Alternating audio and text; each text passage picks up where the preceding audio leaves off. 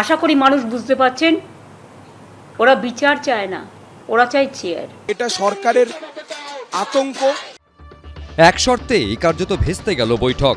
স্বাস্থ্য ভবনের বাইরে ধর্ণা অবস্থান থেকে বাসে চেপে নবান্নে পৌঁছলেন আন্দোলনকারী জুনিয়র চিকিৎসকেরা। তারা শুরু থেকে যে দাবিতে অনড় ছিলেন, অর্থাৎ বৈঠকের লাইভ স্ট্রিমিং অর্থাৎ সরাসরি সম্প্রচার করতে হবে, তাতেই অনড় থাকলেন তারা। উল্টো দিকে রাজ্য সরকারও নিজেদের অবস্থান থেকে সরল না। আন্দোলনকারী জুনিয়র চিকিৎসকদের দাবি মেনে ৩২ জনকে নবান্নে আসতে দিলেও বৈঠকের সরাসরি সম্প্রচারে রাজি হলো না। যখন একটা বিচারের ব্যবস্থা, highest supreme court, highest judiciary, সেখানে কেস চলছে, কেস বিচারাধীন, ডাইরেক্ট সুপ্রিম কোর্ট যেটা লাইভ টেলিকাস্ট করতে পারে, আমরা পারি না। তার কারণ হচ্ছে it is not the judiciary. স্বচ্ছতা মানবার জন্য এবং সেন্সিটিভ অফ দ্য প্রসিডিংস আমরা 3টে ভিডিও ক্যামেরা রেখে দিয়েছিলাম, এবং তারা যদি চাইতো আমরা শেয়ার করতেও তখন পারতাম, সুপ্রিম কোর্টের পারমিশন নিয়ে। যে যুক্তি দেওয়া হলো সেই যুক্তি আমাদের কাছে মনে হয়েছে অবান্তর। যে লাইভ স্ট্রিমিং এ সুপ্রিম কোর্টের রায়ের সাথে লাইভ স্ট্রিমিং এ কোনো সম্পর্ক নেই। যে তদন্তে বিভিন্ন ফাঁক নিয়ে প্রশ্ন তুলবেন জুনিয়র ডাক্তাররা, সেগুলির কোনো সদুত্তর নেই বলেই লাইভ স্ট্রিমিং করতে দেওয়া হলো না। এইটা হচ্ছে যে পরিষ্কার হয়ে গেল। কিন্তু নবান্ন যাওয়ার আগে থেকেই আন্দোলনরত জুনিয়র চিকিৎসকেরা বারবার স্পষ্ট করে দেন, নবান্নে বৈঠকে লাইভ স্ট্রিমিং করতেই হবে।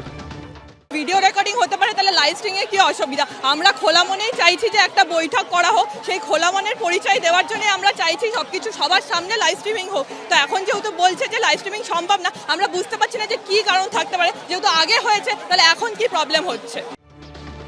এর আগে 2019 সালে জুনিয়র চিকিৎসকদের সঙ্গে নবান্নে মুখ্যমন্ত্রীর বৈঠকে সরাসরি সম্প্রচার হতে পারলে, গত 13 বছর ধরে একাধিক প্রশাসনিক বৈঠকের লাইভ সম্প্রচার হতে পারলে এবার বৈঠকে লাইভ স্ট্রিমিং হতে অসুবিধে কোথায়, প্রশ্ন তোলেন জুনিয়র চিকিৎসকেরা। আলোচনা করার জন্যই তো আমাদের রিপ্রেজেন্টেটিভরা গেছিল ওখানে। লাইভ স্ট্রিমিং করতে দিচ্ছে না মানে নিশ্চয়ই ওনারা কিছু একটা ভয় পাচ্ছেন, কিছু লোকাচ্ছেন। আর আমরা আন্দোলনে ক্লান্ত নই, যতদিন না দাবি মানা হবে না ততদিন আন্দোলন চলবে।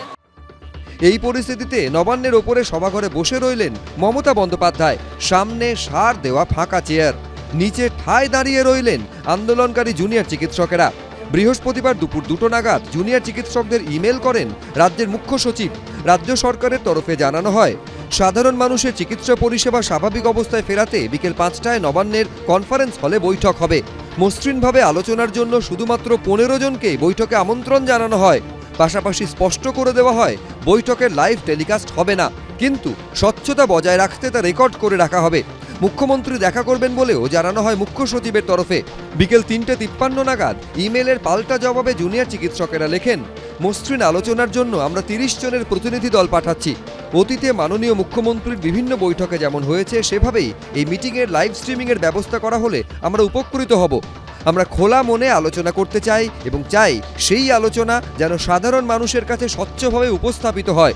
এরপর বিকেল 5:23 নবান্নে পৌঁছন আন্দোলনকারী জুনিয়র চিকিৎসকেরা। বাস থেকে নেমেই উই ওয়ান্ট জাস্টিস স্লোগান দেন তারা।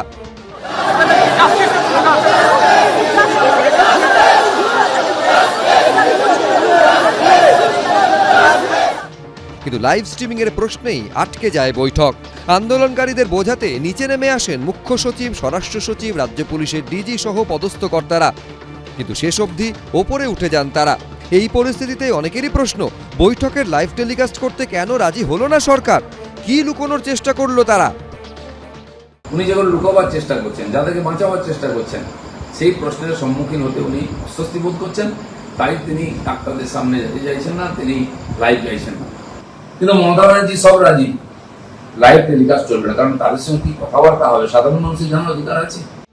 সব মিলিয়ে আরো জটিল হলো জট। এবিপি আনন্দ।